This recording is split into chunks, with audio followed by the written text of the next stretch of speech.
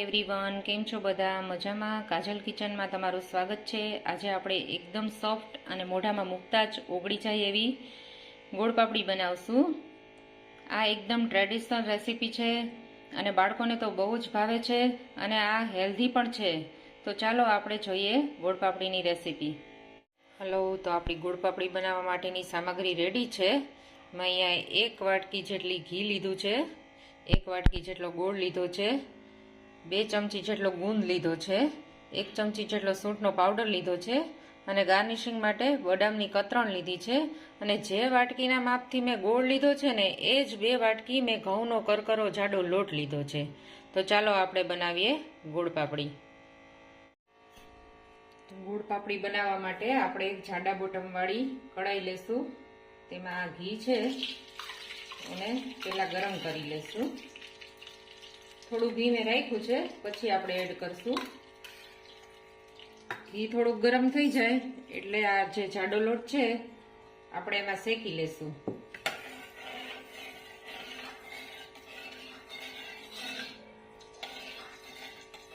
ઘી થોડું ઓગળી જાય ને પછી એમાં જાડો લોટ આપણે એડ કરવાનો છે.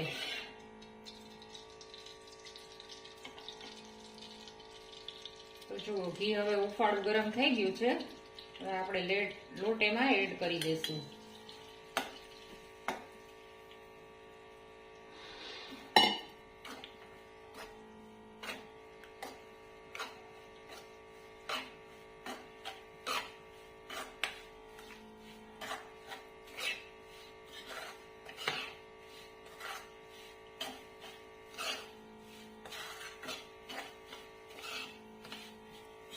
લોટને આપણે એકદમ સરસ બ્રાઉન રંગનો થઈ જાય ને ત્યાં સુધી શેકવાનો છે.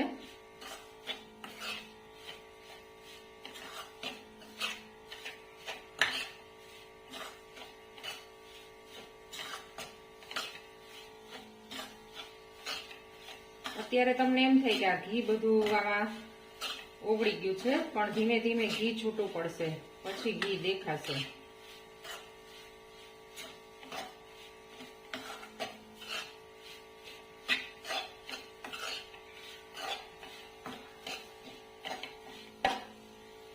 ગેસની ફ્લેમ આપણે ધીમી અને મીડિયમ એ રીતે રાખવાની છે.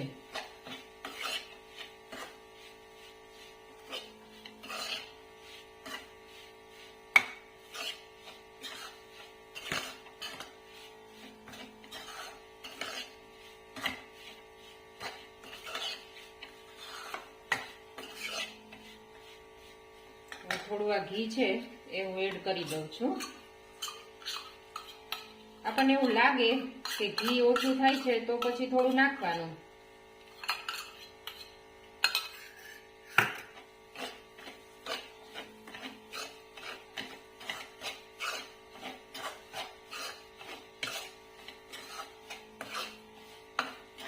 હવે ધીમે તાપે આપણે 10 મિનિટ સુધી આમ હલાવતું રહેવાનું છે.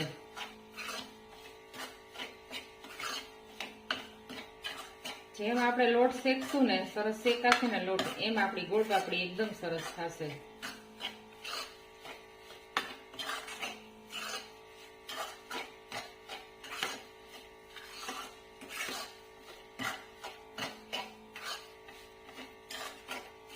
આપણે એકદમ જાડા બોટમ વાળી કઢાઈ લેવાની છે એટલે લોટ છે એ નીચે ચોટે નહીં. આવી રીતે આપણે ધીમે તાપે 5-10 મિનિટ સુધી હલાવશું.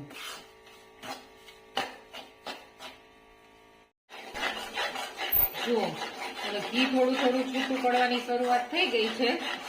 હજુ આપણે 5-10 મિનિટ જેવું હલાવશું એટલે એકદમ સરસ બ્રાઉન રંગનું આ ટેક્સચર થઈ જશે. જેમ બને એમ આપણે ધીમા તાપે શેકશું ને એમ આપણી ગોળ પાપડી સરસ થશે. નહીંતર લોટ બહુ શેકાણો નહીં હોય ને તો ગોળ પાપડી ચીકણી લાગશે. તો હજુ આપણે આને 5 મિનિટ ધીમા તાપે શેકશું. જો હવે આપણો લોટ શેકાઈને એકદમ સરસ બ્રાઉન થઈ ગયો છે અને ઘી પણ છૂટું પડી ગયું છે. હવે આપણે જે આ ગુંદ છે ને, આ ગુંદ લીધો છે એ આપણે આમાં નાખી દઈશું એટલે આ ગરમ ઘીમાં તળાઈ જશે.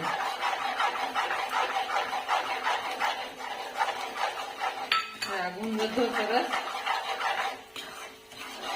તળાઈ ગયો છે. હવે આપણે ગેસની ફ્લેમ બંધ કરી દઈશું અને આને 10 મિનિટ ઠંડુ થાય હળવું એવું, પછી આપણે આમાં ગોળ ઉમેરશું.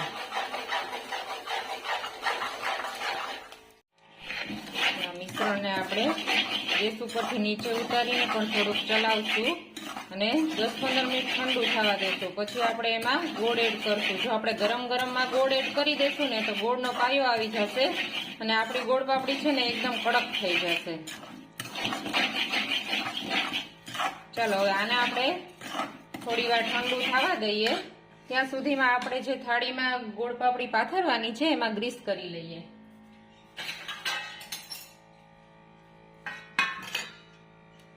જો આ થાળી છે ને એને આપણે ગ્રીસ કરી લઈએ. આમાં આપણે ગોળ પાપડી પાથરશું.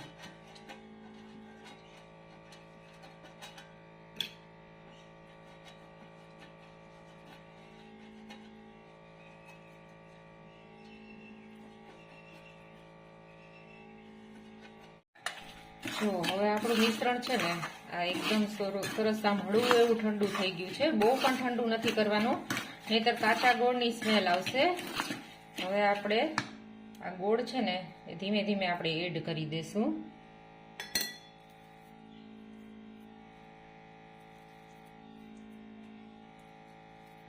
ગોળ છે ને આપણે જે રીતે ગળ્યું ખાતા હોય ને એ રીતે એડ કરવાનું છે.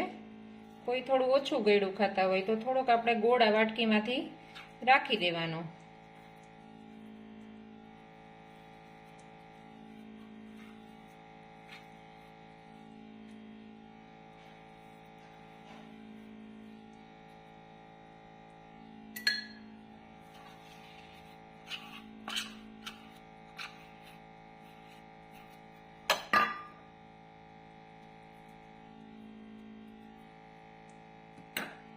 હવે આપણે સૂંઠનો ભૂકો છે એ એડ કરી દેવાનો છે. થોડીક ચપટી જેટલી હળદર નાખવાની છે, એનાથી આપણો ગોળ પાપડીનો કલર બહુ સરસ આવશે અને આમાંય હળદર તો આપણા હેલ્થ માટે પણ બહુ સારી. હવે આને આપણે મિક્સ કરી લેશું.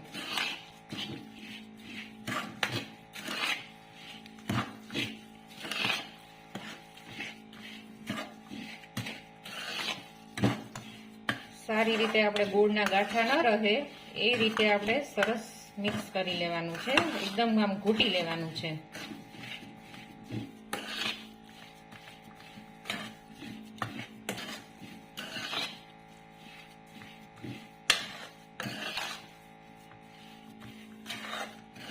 જો હવે ઘી બધું આ એબ્સોર્બ થઈ જશે, આમાં ગોળ પડશે ને એટલે.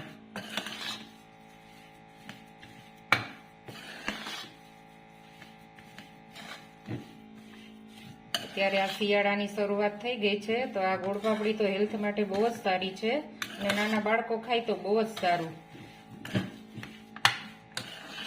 કારણ કે ગોળ અને જાડો લોટ અને ઘી બધું હેલ્ધી છે.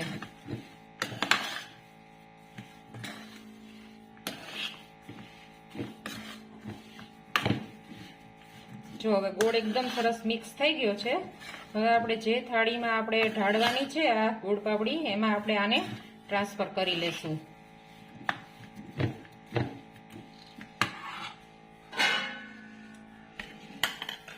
જો આ ગ્રીસ કરેલી થાળી છે એમાં આપણે આ બેટરને ટ્રાન્સફર કરી લેશું.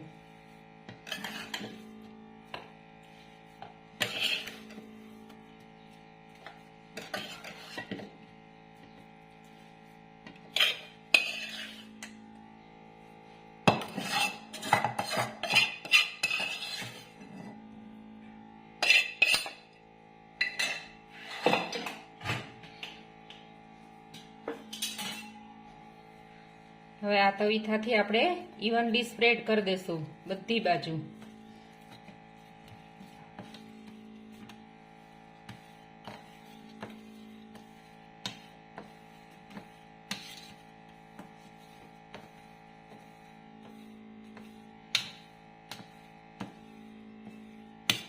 એક સરખી આપણે પાથરી દેશું.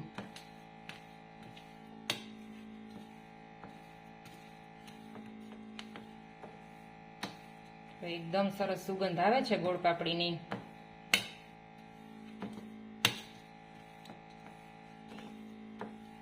ઘણા આને સુખડી કહે છે, અમારે અહીંયા કાઠિયાવાડમાં તો અમે ગોળપાપડી જ કહીએ છીએ આને. જો હવે એક વાટકી છે ને એમાં મેં પાછળ ઘી લગાવી અને આ રીતે આપણે સરખું એને સેટ કરી દેશું.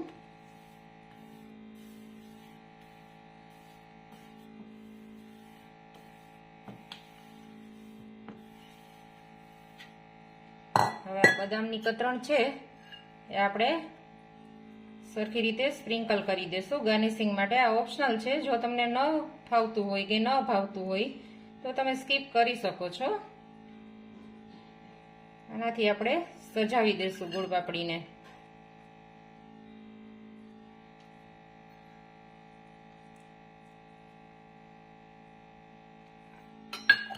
અને આ રીતે બેસાડી દેશું આપણે, આમ સેટ કરી દેશું સરખું.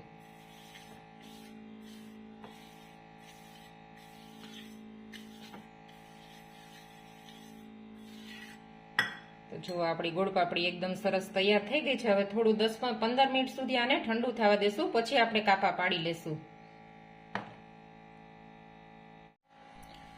તો જો આપણી હવે ગોળપાપડીનું આ બેટર છે, જે ઢાળી છે, એ હવે થોડું ઠંડુ થઈ ગયું છે. હવે આપણે એને કાપા પાડી લેશું.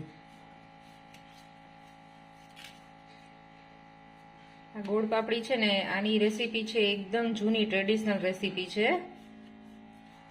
મારા દાદીમાં આ રીતે બનાવતા, નાનીમાં આ રીતે બનાવતા, અને મારા મમ્મી પણ આ રીતે બનાવે છે, અને હું પણ આ જ રીતે બનાવું છું. એકદમ ઓથેન્ટિક રેસીપી છે આ. જો આ રીતે આપણે કાપા પાડી લેશું.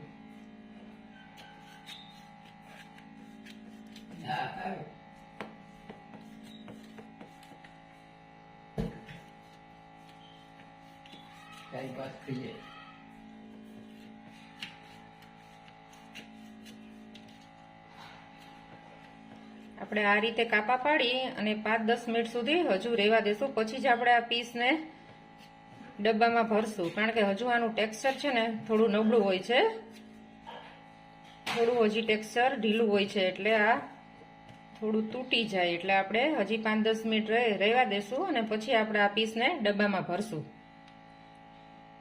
તો જો આપણી હવે ગોળપાપડી એકદમ રેડી છે. મેં એના પીસ પાડી અને ડીશમાં સર્વ પણ કરી લીધા છે અને રોઝ પેટલથી તેને ગાર્નિશ પણ કરી લીધી છે. તો મારી રેસીપી તમને કેવી લાગી તેની અચૂક કમેન્ટ કરજો, અને તમે પણ ઘરે આ રીતે અચૂક ગોળપાપડી બનાવજો અને મારી ચેનલને સબસ્ક્રાઈબ કરજો. ફરી પાછા આપણે નવી રેસીપી સાથે મળશું. તો થેન્ક યુ ફોર વોચિંગ.